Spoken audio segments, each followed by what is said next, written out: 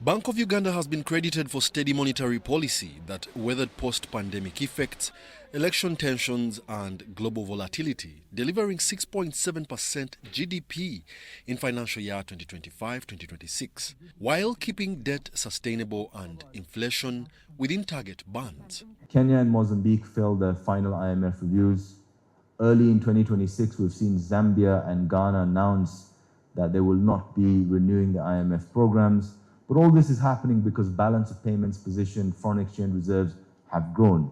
Now, similarly, in Uganda, about 2 years ago, you guys failed your final review. And since then, you have been in negotiations with the fund for a new program.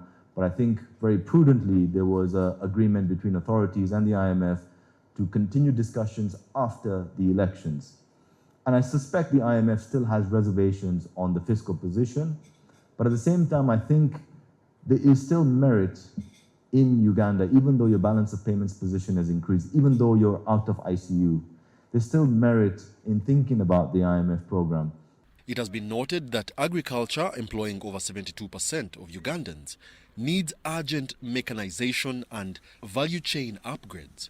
The attendees cited that asset financing through commercial banks can boost yields, cut post-harvest losses, and feed industrial parks like Namamve, Mbale, and Kapeka. First oil in financial year 2026-27 creates fiscal space for a diversification and debt sustainability, but discipline remains non-negotiable. Macroeconomic stability, don't take it for granted.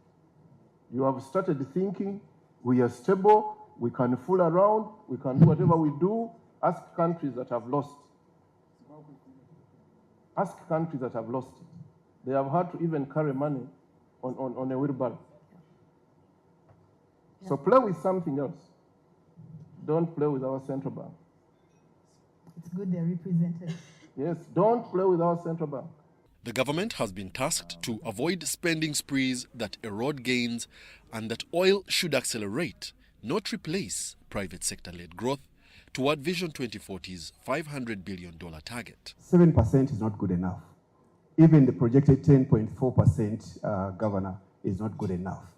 You're an economist. We need double-digit growth of 15% per annum for the next 15 years to become a 500 billion economy. Gold has overtaken coffee as Uganda's top export. Bank of Uganda, through their gold purchase program, is now open to buying gold of 1 kilogram and above from artisanal miners and owners. This signals mining's potential, but the import surges highlight some queries. Gold is the highest export receipt we get, but also it's the highest import invoice, but also we get. That's the paradox. Actually, when I looked at the difference for that current account, when you look into the trade balance for gold only, it is about $200 million only. What does that imply?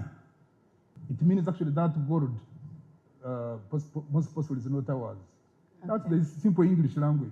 Uganda projects double-digit GDP growth in the coming financial years from a stable base, but economists warn the economy's heavy foreign support demands urgent shifts by engaging more of its citizens in productivity, innovation, and local resource mobilization to truly own its prosperity. Wadulo Arnold Mark for UBC.